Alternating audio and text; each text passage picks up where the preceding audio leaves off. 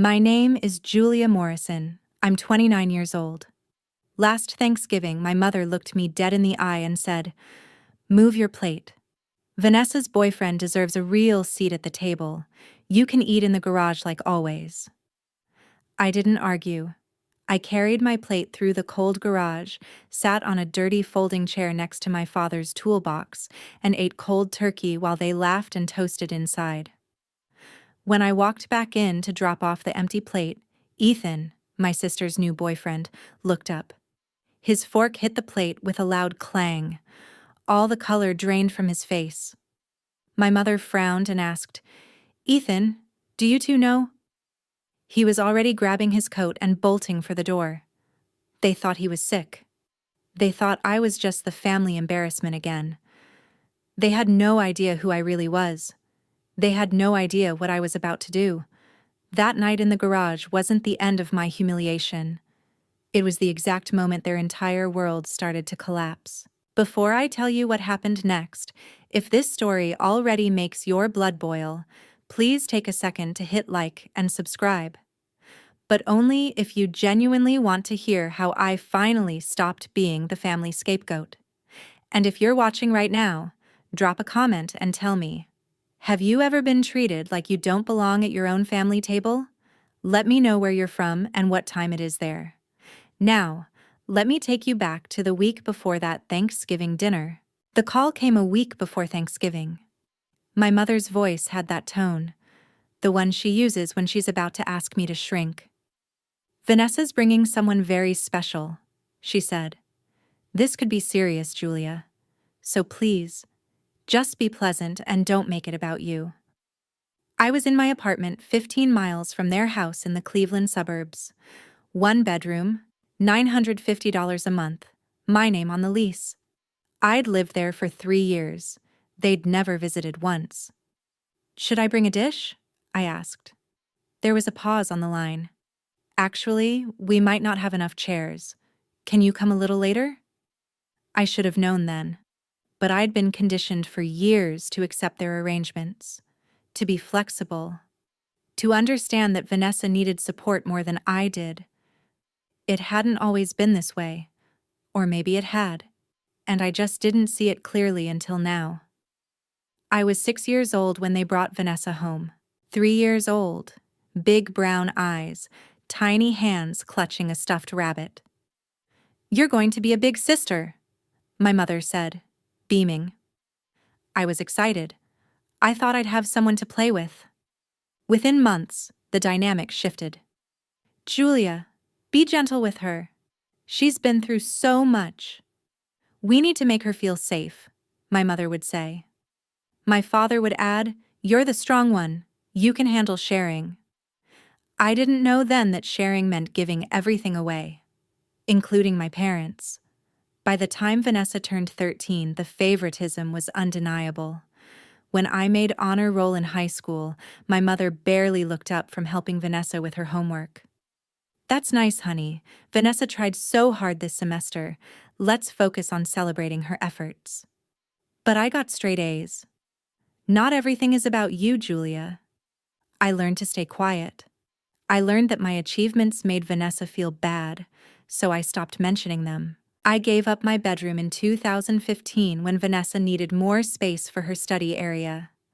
I wasn't invited on the family vacation in 2018 because someone needs to watch the house. I wasn't invited to Vanessa's college graduation party in 2023 because it was her day. And then there was the garage. It started Easter 2024. Vanessa brought her college roommate home for dinner. My mother pulled me aside in the kitchen. "The table's too crowded, Julia. You won't mind eating in the garage, will you?" I stared at her. "The garage? Just this once. Please don't make a scene." I carried my plate to the cold concrete floor, sat on a folding chair among paint cans and garden tools, and ate ham while listening to laughter through the walls. When I came back inside, no one asked where I'd been. No one seemed to notice I'd been gone. It happened again, July 4th. Family barbecue, 12 people, my mother cheerful as she handed me a paper plate. "Jules, We're one chair short. You don't mind eating in the garage, right? You've done it before. I stood in the garage with my hot dog, watching through the window as everyone sat at the patio table under string lights. My father flipped burgers. My mother poured lemonade. Vanessa laughed with her friends. Nobody looked toward the garage. Thanksgiving 2024, my mother's work colleague joined dinner. My seat disappeared again. The garage like always, my mother said, not even looking at me as she handed me my plate. By November 2025, when she said it again for Vanessa's new boyfriend, I didn't even flinch. It had become normal. That was the most devastating part. Thanksgiving morning, I woke up early in my small apartment. I made a pumpkin pie from scratch. Eleanor's recipe. My grandmother had taught me when I was 12, her hands guiding mine as we crimped the edges of the crust. For my girl, she used to say, not granddaughter. My girl. Eleanor had been dead for 2 years now, November 12th, 2023.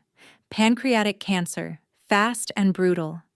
At her funeral, my mother eulogized her as a loving grandmother to both my daughters. Vanessa sobbed.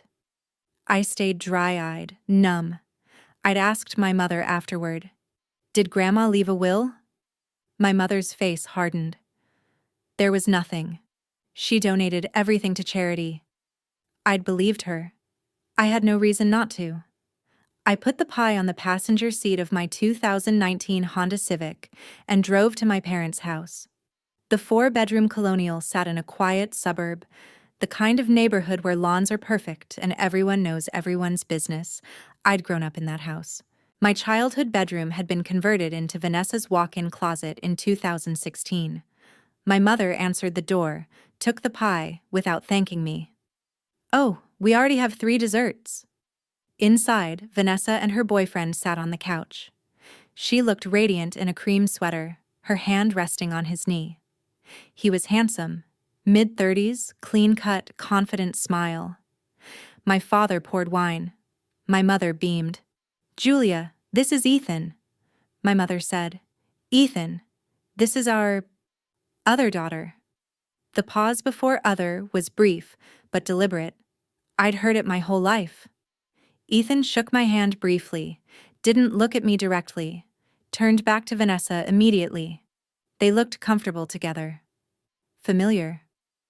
He fit into the family tableau in a way I never had. An hour later, extended family arrived. Aunt Carol and her husband. Uncle Doug. 2 family friends. My mother pulled me aside in the kitchen again. "Julia, honey, we're going to need you to be flexible." "Whoa," my father added from behind her. "The dining table only seats 8 comfortably." Vanessa appeared in the doorway, not looking at me. "Mom, is there really no other way?" My mother's voice was gentle. "Sweetie, it's fine. Julia doesn't mind. Do you, Julia?" I looked at the dining room. 8 chairs around the table. One of them had a carved J on the back, the chair my father made for me when I was 7, my initial carved with love. Ethan was sitting in it. My mother's eyes were warning, pleading, threatening all at once. I knew that look. It meant, "Don't ruin this." I said nothing. She smiled. "Good. The garage is heated. You'll be fine." My mother led me to the garage, set up a folding TV tray, a metal stool. "It's just for today, you understand." She paused at the door.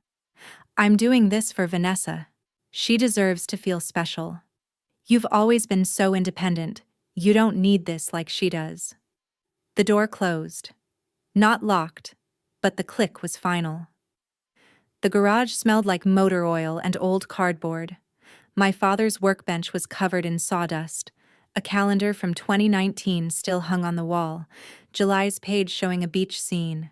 The temperature gauge read 43 degrees. My breath made small clouds in the air. I sat on the stool and balanced my plate on the TV tray. Turkey, mashed potatoes, green beans, cranberry sauce. The food was already cold. I ate with a plastic fork because my mother hadn't given me real silverware. Through the window, I could see them at the table, passing dishes, laughing, toasting with wine glasses that caught the light. Vanessa glowed, Ethan charmed. My mother's hand rested on his shoulder, motherly, approving. My father refilled his wine. Nobody looked toward the garage. 23 minutes. That's how long I sat there, chewing in silence, watching my family celebrate without me. I heard Ethan's voice through the wall, louder than the others. This family is so warm. Vanessa, you're so lucky to have this. My hands tightened on my fork. I didn't cry, didn't rage. I just watched. Cataloging. Memorizing. The way my mother's hand lingered on Ethan's shoulder. The way my father nodded approval at something he said. The way Vanessa leaned into him. In love. Nobody mentioned my absence. Not once. I looked down at my grandmother's ring on my finger. A small silver band she'd given me when I was 16. For my girl, she'd said. She'd never called me granddaughter. Just my girl. When I walked back inside to drop off my empty plate, they were starting dessert. My mother looked up, annoyed. Oh, you're back. I rinsed my plate in the kitchen. Vanessa was feeding Ethan a bite of pie. My homemade pie sat untouched on the counter, still in its carrier, while they ate store-bought pumpkin. My father said, Julia, you can head out if you want. We're doing family photos soon. He meant, you're not needed. I turned, locked eyes with the dining room, and that's when Ethan saw me. His fork stopped midair. His eyes went wide. The color drained from his face in seconds, not gradually, but like someone had pulled a plug. The fork clattered onto his plate. The sound was sharp, loud. Everyone stopped talking. My mother frowned. Ethan? He stood, chair scraping. I'm sorry, I need to. Vanessa grabbed his arm. Are you okay? I think I ate too fast. I need air. His hand shook as he reached for his coat on the hook. Ethan, what's wrong? Do you know her? Vanessa's voice rose in confusion. No, I'm not feeling well. I'm sorry. He fumbled with his coat, nearly tripped on the rug. Vanessa followed him to the door, bewildered. My mother stared at me, her face hardening. Did you say something to him? She demanded. I just walked in, I said. But I knew. And he knew I knew. Ethan's car reversed out of the driveway fast, tires screeching slightly. Headlights swept across the living room. Then he was gone. Vanessa stood by the door, mascara starting to run. That was so weird. He was fine 2 seconds ago. My mother turned on me. What did you do? I cleared my plate, that's all. He was fine until you walked in. Her voice was cold, accusatory. You ruin everything. Vanessa started crying. My father stood silently, not defending me, not defending anyone. Aunt Carol whispered to her husband. The family friends exchanged uncomfortable glances. I stood in the kitchen, absorbing the blame, saying nothing. Finally, I picked up my coat. I'm going to leave. Happy Thanksgiving. No one stopped me. In my car, my hands gripped the steering wheel. I took a deep breath. My phone buzzed. Unknown number. We should talk. Don't mention my past to your family. It would hurt Vanessa. E. I stared at the message. Past? I typed back. I don't know what you're talking about. 3 dots appeared, then disappeared. No response. I sat in the dark driveway, my mind racing. Past. E. Then it clicked. May. The application. The fake resume. I drove home and opened my laptop.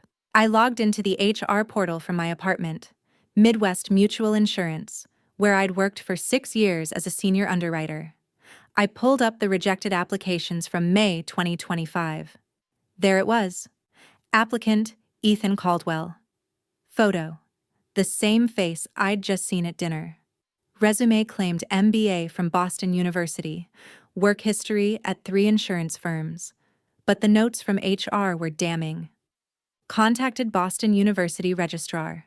No record of Ethan Caldwell enrolled or graduated 2010 to 2015. Recommend rejection for falsification. I'd sign the rejection myself. May 15th. J. Morrison, senior underwriter. I searched Ethan Caldwell on Google. Multiple profiles, wrong ages, wrong faces. I tried variations. LinkedIn returned nothing matching. Facebook had several Ethan Caldwells, none of them him. Then I searched Ethan Brenner. A profile appeared. Inactive since 2022. The photo matched. Worked as insurance adjuster in Columbus. Posts from 2021. New chapter soon. Comments from friends. Good luck, man, you'll bounce back. Bounce back from what? I kept digging. Found a Reddit post from August 2023 in r/scams. A woman warning about Ethan B., who'd scammed her for $18,000. He convinced me to invest in his consulting firm. After 6 months, he disappeared. Bank account closed, number disconnected. I filed a police report, but he crossed state lines. Please be careful. The description matched. Mid-30s, charming, claimed financial expertise. I created a folder on my desktop. Ethan Investigation. 14 files. At 10:18 p.m. my phone buzzed. Vanessa. He won't answer my calls. What did you say to him? I didn't respond. I kept searching. By midnight, I'd found enough to be certain. Ethan Caldwell was a fake name. He was running from something. And Vanessa had mentioned he was a financial advisor. Same line, same scam, new victim. The next morning, I called a private investigator, Diane Kowalski, recommended by a colleague. Ex-cop, sharp eyes, no-nonsense voice. We met at a coffee shop near my office. I explained. Fake identity, possible con, targeting my sister. If he's running game on your sister, he's after something big, Diane said. Does your family have money? I paused. I don't know anymore. Find out. That's his motive. She slid her business card across the table. I can dig deeper. 800 retainer covers preliminary, 8 to 10 hours. Background check, social media, court records. If we need surveillance, that's additional. I wrote the check. My hands were steady. Diane looked at me carefully. One more thing. If he recognized you and panicked, what do you have that scares him? I rejected him. I know he's a liar. That's not enough to run. What else? I drove home with her question looping in my head. What did I have? Then it hit me. Power. At work, I was senior underwriter. I could flag him, blacklist him industry-wide, ruin his fake credentials permanently. He wasn't afraid of me. He was afraid of what I could do to his con, which meant Vanessa was the target. But for what? That afternoon, Vanessa texted. Ethan says he's sorry he left. He has food poisoning. We're still on for Christmas. Don't ruin this for me, Julia. I didn't reply. I called Diane. Dig faster. Growing up, I'd been taught that love meant sacrifice, that being the strong one meant accepting less, that Vanessa, because she'd been adopted, deserved more care, more attention, more grace. My mother had brought her home in March 2002. I was 6. Vanessa was 3. A tiny girl who'd been through the foster system, who needed stability and safety. I understood that. I wanted to help. But somewhere along the way, helping became erasing. When Vanessa struggled in school, my achievements were minimized so she wouldn't feel bad. When Vanessa wanted my room because it was bigger, I was told to be generous. When Vanessa needed emotional support, I was told to be independent. By the time I was a teenager, the pattern was set. Vanessa was the golden child. I was the afterthought. The only person who saw through it was my grandmother, Eleanor Frances Morrison, my mother's mother. She lived in a Victorian house in Shaker Heights, all dark wood and floor-to-ceiling bookshelves. She called me every week, took me to lunch once a month. When I was with her, I felt seen. "Your mother is trying to heal her own wound by creating one in you," she told me once over coffee in 2020. "Don't let her. You are my blood, Julia. You are my girl." I didn't understand what she meant then. I thought she was just playing favorites the opposite way. But she kept calling, kept inviting me over. When my mother complained about it, Eleanor said flatly, "I'm correcting your favoritism." The last time I saw her was November 10th, 2023. She was in the hospital, 2 days before she died. The cancer had spread fast. She could barely speak. I held her hand. She squeezed mine weakly. "Don't let them erase you, sweetheart," she whispered. "I made sure they can't." I didn't know what she meant. I thought she was confused from the medication. She died 2 days later. At her funeral, my mother eulogized her as a woman who loved both her granddaughters equally. It was a lie. Eleanor had loved me more, not because Vanessa wasn't worthy, but because she saw I was being erased. After the funeral, I asked about the will. My mother's answer was quick and final. There was nothing. She donated everything to charity. I'd accepted it. What choice did I have? For a year, I mourned quietly. Alone in my apartment, I'd pull out the box of Eleanor's belongings I'd saved.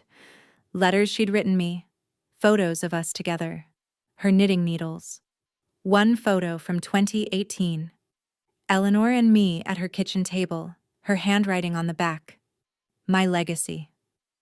I never questioned what my mother told me, until Ethan's text mentioned his past, until I started digging, until I realized, if he was hiding something, maybe my mother was too. December 5th. My mother invited me to pick up old photos for a memory book project. She said they were in her bedroom closet, top shelf. My father was at work. She was at the grocery store. I was alone in the house for the first time in months. I climbed the stairs to my parents' bedroom. The room smelled like lavender sachets, floral wallpaper, meticulously organized. The closet was locked with a small padlock. I hesitated. Then I remembered Eleanor's voice. "I made sure they can't." I searched for the key, found it in my mother's jewelry box, third drawer under a strand of pearls. Unlocked the closet. Photo boxes on the top shelf. Yes, but below them, a locked desk drawer. I knew I shouldn't. But something in me, something that had eaten cold turkey in a garage 4 times while my family laughed inside, made me search for that key too. I found it taped under the desk edge. My mother's hiding spot since I was a kid. The drawer opened with a soft click. Inside, file folders, bank statements, and one manila envelope labeled Eleanor Morrison Estate, Private. My hands shook as I opened it. Last will and testament of Eleanor Frances Morrison. I skimmed the legal language, heart pounding. Then I saw it. To my biological granddaughter, Julia Ann Morrison, I leave the entirety of my estate trust, valued at $520,000, $520,000, held in municipal bonds and savings account. I read it again. Biological granddaughter, Julia Ann Morrison, sole inheritor. The will was dated October 18th, 2023, 1 month before Eleanor died. Notarized, witnessed by 2 attorneys. Legal, binding, hidden. I flipped to page 3. Vanessa Marie Morrison, adopted March 2002, is hereby acknowledged as beloved family but not blood relation. No inheritance designated. The words blurred. Vanessa was adopted. I knew that, didn't I? But seeing it written like this, in legal language, acknowledging what my family had never said out loud, I kept reading. Found a handwritten note from my mother, dated December 2023. V doesn't need to know. J doesn't deserve this. Using clause for family emergency, will distribute as needed. I stared at the words. Doesn't deserve this. My mother hadn't forgotten about the will. She hadn't donated it to charity. She'd hidden it. Deliberately. For a year. Attached to the will was another document. A small estate affidavit filed with Cuyahoga County Probate Court, dated December 18, 2023. I read it with growing horror. I, Patricia Morrison, swear under penalty of perjury that the decedent died intestate with no will, total assets $45,000. My mother had sworn, under oath, that Eleanor died without a will. She'd claimed the estate was only $45,000. She'd lied to a court. This wasn't just withholding an inheritance. This was fraud. I grabbed my phone with shaking hands and photographed every page. 7 pages total. Will, affidavit. Bank statement showing trust balance. $523,180. Untouched. I heard a car in the driveway. I shoved everything back, locked the drawer, replaced the key, locked the closet, grabbed a random photo box. By the time my mother opened the bedroom door, I was standing by the closet, holding childhood photos. Julia, what are you doing in here? Found them, I said, holding up a photo. Her eyes narrowed, scanning the room. Did you touch anything else? No, just photos. She stepped closer. My room is private, Julia. You shouldn't be snooping. My phone burned in my pocket, warm from photographing evidence of her crime.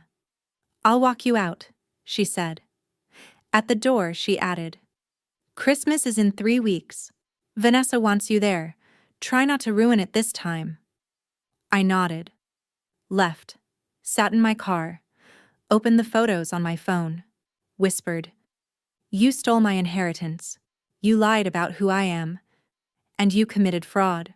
December 10th, Diane called. Report's done. You need to see this in person. We met at the same coffee shop. She slid a folder across the table. 14 pages. Photos, printouts, timeline. Your sister's boyfriend is Ethan Michael Brenner. Age 33. Real background. Community college dropout. Worked briefly as insurance adjuster in Columbus. Fired in 2022 for falsifying claims. She showed me a mugshot. Misdemeanor fraud charge, 2021, dismissed. Bank records obtained through her sources. Text messages from victims. He's done this before, twice. Both times he targeted women with family money. She laid out the pattern. Victim 1. Michelle Torres, Cincinnati, 2023. Her parents owned a car dealership. Ethan invested her $18,000, then disappeared. Victim 2. Lauren Hayes, Indianapolis, 2024. Trust fund kid. He borrowed $12,000 for a business startup, then ghosted. Both women filed police reports. Both cases went nowhere. He crossed state lines, changed identity, untraceable. One said he was charming, mentioned marriage, made her feel special. Diane showed me photos of Michelle and Lauren, both brunette, late 20s, educated. He has a type. Your sister fits. How did he find Vanessa? I asked. Diane flipped a page. That's where it gets interesting. She showed me employment records. Ethan worked as a file clerk at Silverman & Associates law firm, August through November 2023. They handle estates. My stomach dropped. They handled your grandmother's estate. He had access to all files, including the will. He saw your name, your family address, asset details. She pulled out a termination notice. He was fired November 30th, 2023, for violating client confidentiality protocols. He knew about the inheritance before my grandmother was even buried. Worse, Diane said. He thought it was family money Vanessa could access. He doesn't know it's in your name only. She showed me the timeline. Ethan fired from law firm November 2023. Filed legal name change petition December 2023. Name change finalized March 2024. Moved to Cleveland suburbs April 2024. Applied to my insurance firm May 2025. Rejected. Coincidentally, met Vanessa at Starbucks near her campus August 2025. He's been planning this for over a year. Vanessa isn't a girlfriend. She's a mark. I pulled up Vanessa's Instagram on my phone. Recent post from December 8th. Best 4 months ever. Comments asking if it was a hint. Vanessa's reply. Maybe soon. He's going to propose, I said. Probably Christmas, Diane said. When families are sentimental, harder to say no. She circled a date on her notes. December 25th. Likely engagement. I need to stop this, I said. But if I tell Vanessa she won't believe me, she'll think I'm jealous. Then you need proof she can't deny, Diane said. And you need to move fast. I paid Diane an additional $400 for the final report. $1,200 total for 12 hours of work. Worth every penny. But I had another problem now. I had proof Ethan was a con artist, but I also had proof my mother was a criminal. And I had to decide what to do with both. December 15th. Sunday. I texted my mother. We need to talk. Alone. About Grandma's will. She called immediately, voice sharp. What will? There is no will. I have photos. Meet me for brunch. Just us. You went through my things. You had no right. Sunday, 10 a.m., Bluebird Cafe. Or I send these photos to a lawyer tomorrow. Long pause. Fine. But this conversation doesn't leave that table. We'll see. Sunday morning, she arrived on time. Sat across from me, lips pressed thin. I slid a printed photo of the will across the table. Her face hardened. Where did you get this? Your locked drawer. The one you thought I'd never find. You broke into my room. You broke a legal will. The coffee between us sat untouched. My mother's hands were flat on the table, her diamond ring catching the light. Eleanor's ring. The one she'd promised me when I was 16. My mother had taken it from Eleanor's house the day after she died. $520,000, I said. Grandma left it to me. You hid it for a year. Why? She started with excuses. I was protecting you from responsibility. The timing wasn't right. Vanessa would have been hurt. I was waiting for you to mature. I countered each one calmly. You don't understand what it's like to balance 2 daughters' feelings, she said. 1 daughter. You erased me to elevate her.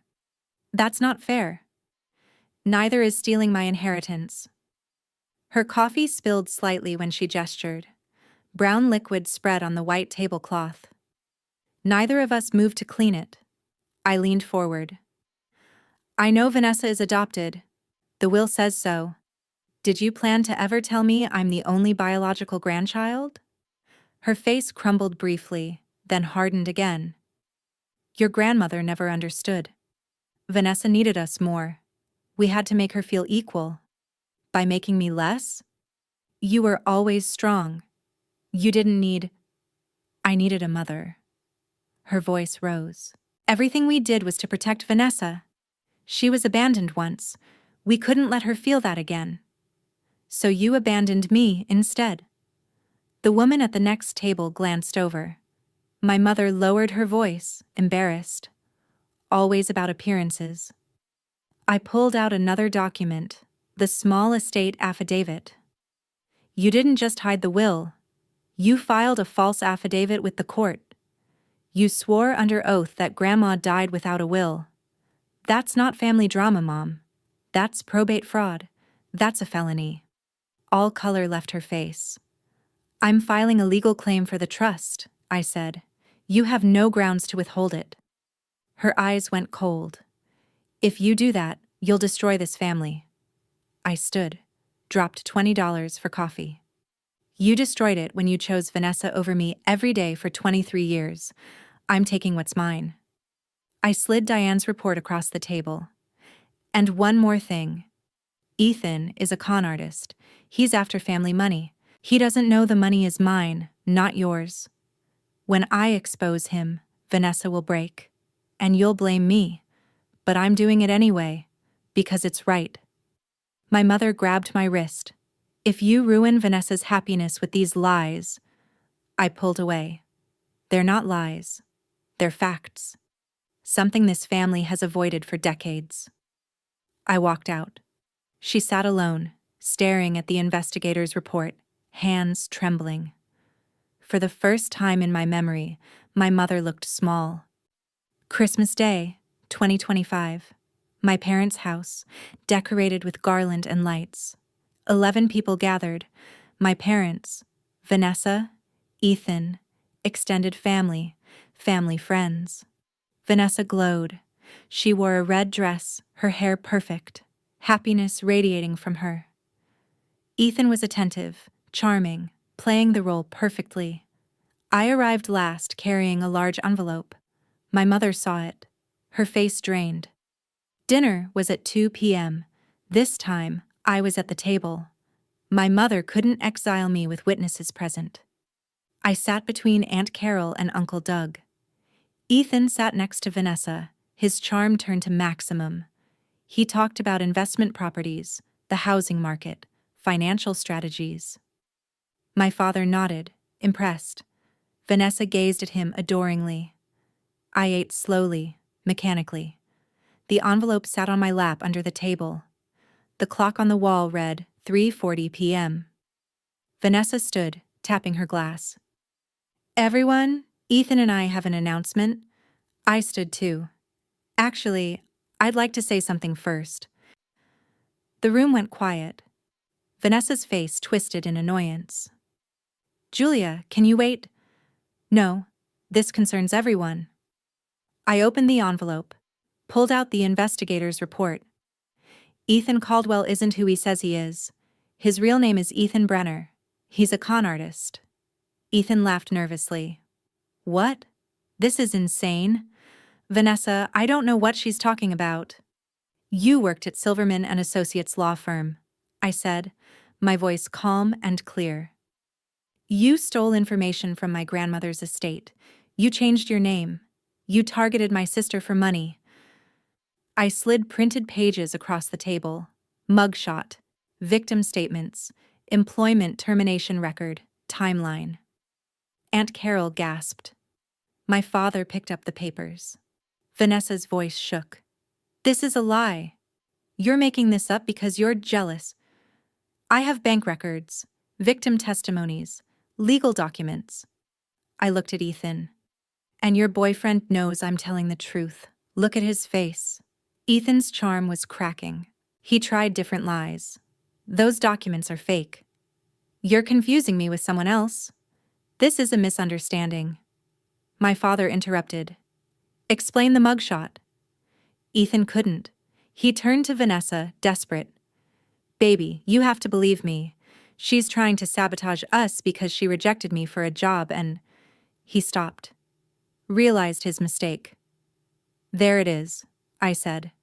You admit you applied to my firm. Under what name, Ethan? Vanessa's hands were shaking. My mother sat frozen. Uncle Doug stood, angry. I pulled out the final page. You knew about my grandmother's inheritance. You thought you could marry Vanessa and access it.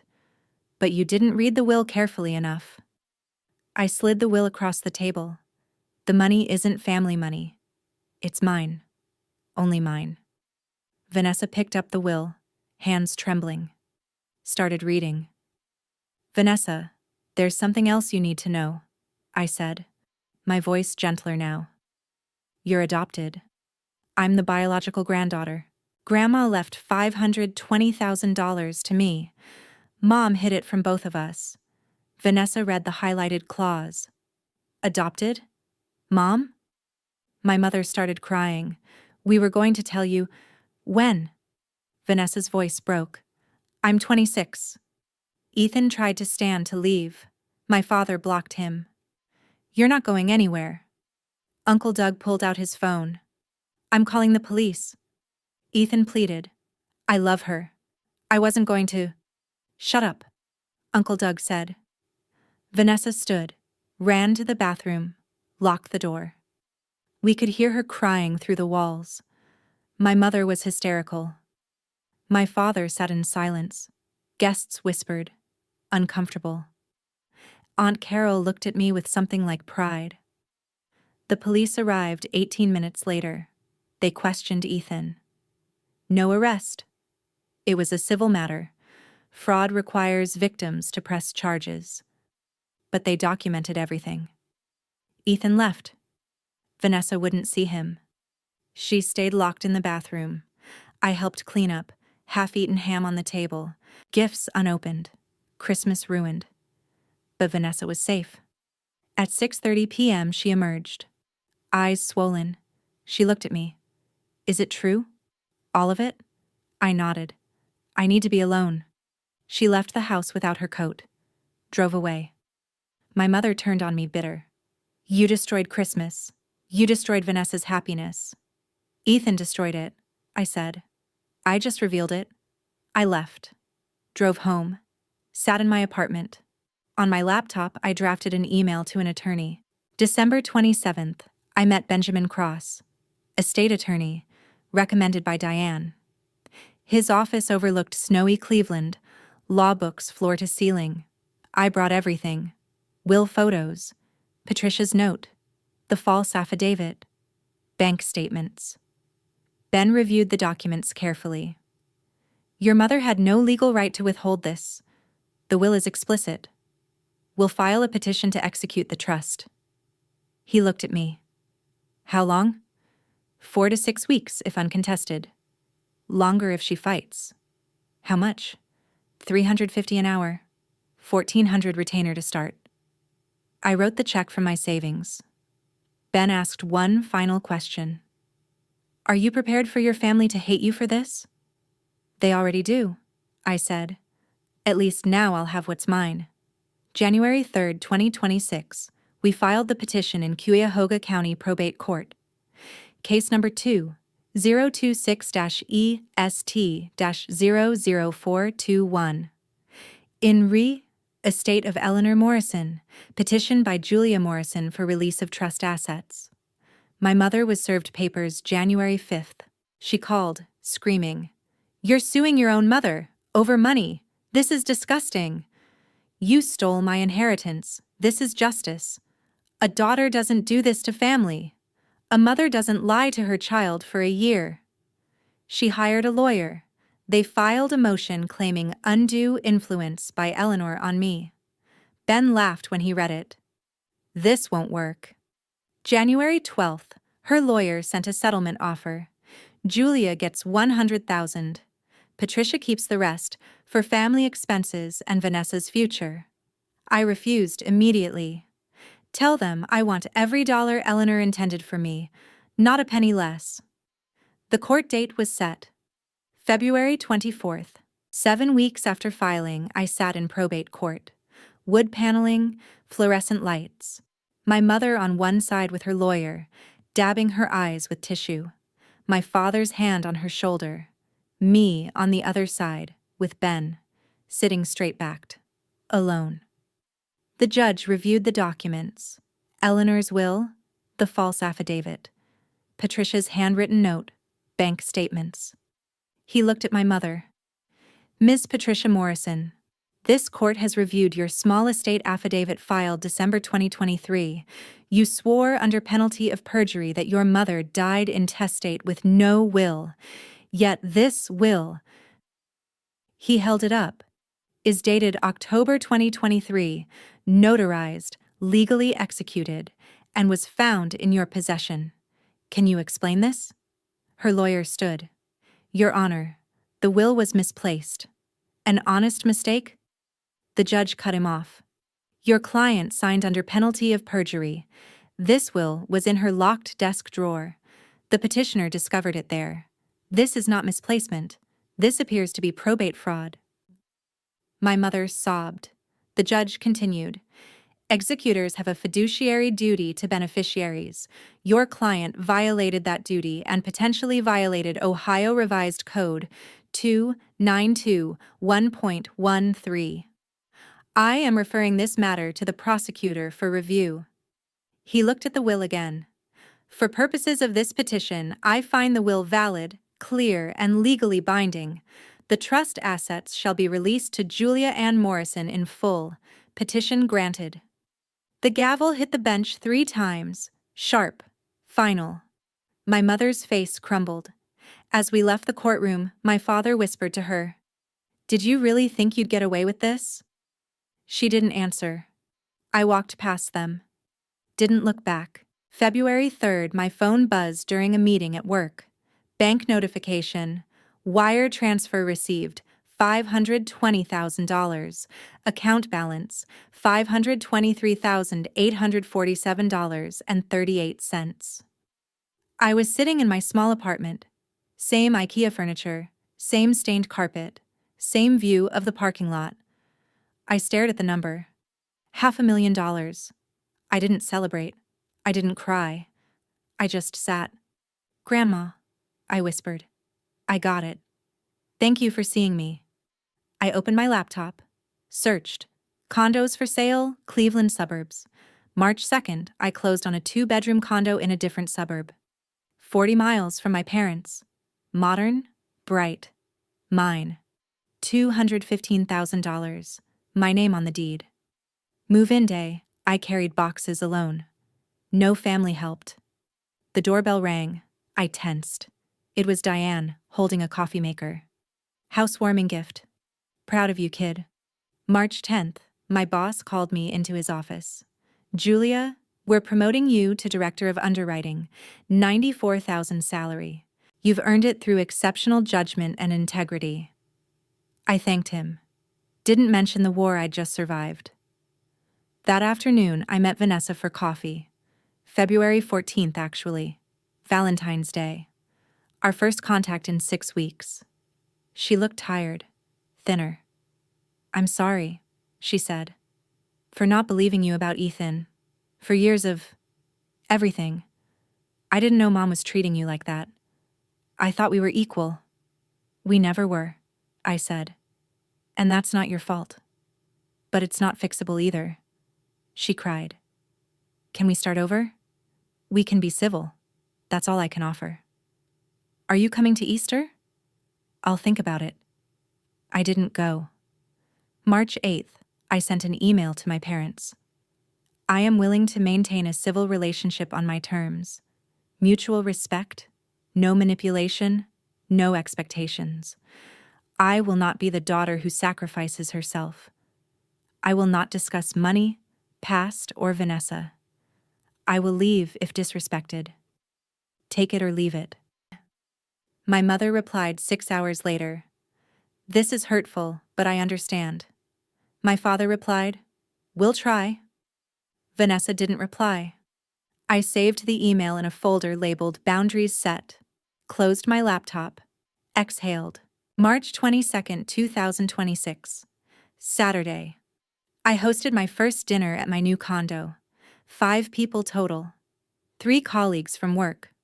1 friend from book club. A woman from my gym I'd started talking to. No family. I cooked Eleanor's recipes. Pot roast, green beans, homemade rolls, pumpkin pie. My friend asked, "Is your family coming?" I smiled. This is my family, the one I chose. The dining table was round oak, seat 6. I'd bought it specifically for this. 5 chairs were filled. 1 empty. For future chosen family. Candles lit. Wine poured. I sat at the head of the table. For the first time in my life, I wasn't in the garage. I wasn't at the kids' table. I wasn't exiled. I wasn't erased. I was centered. I raised my glass. To new beginnings. They toasted. I smiled. Real. Free. Not because my family finally loved me, but because I'd stopped needing them to. I'd taken back my name, my inheritance, my seat at the table, my right to define myself. That Thanksgiving night in the garage, cold, humiliated, alone, I'd made a choice. Not revenge, not even justice at first. Just refusal. Refusal to accept their story about who I was. And in refusing their lie, I found my truth. Eleanor had been right. She'd made sure they couldn't erase me, not legally, not financially, not permanently. The will was her final act of love, her way of saying, "You matter. You are my blood. You are my girl." And I'd honored that love by fighting for it. My mother lost the money. She lost her clean image. She may face criminal charges for the fraud. Vanessa lost a con artist boyfriend and gained the truth about her identity. Painful, but necessary. I lost a toxic family system, and I gained myself. The candles flickered on my table. My friends laughed. Someone refilled wine glasses. Outside, March snow fell softly on Cleveland. Inside, in my own home, at my own table, surrounded by people who respected me, I was warm. I was home. And no one could take that from me ever again.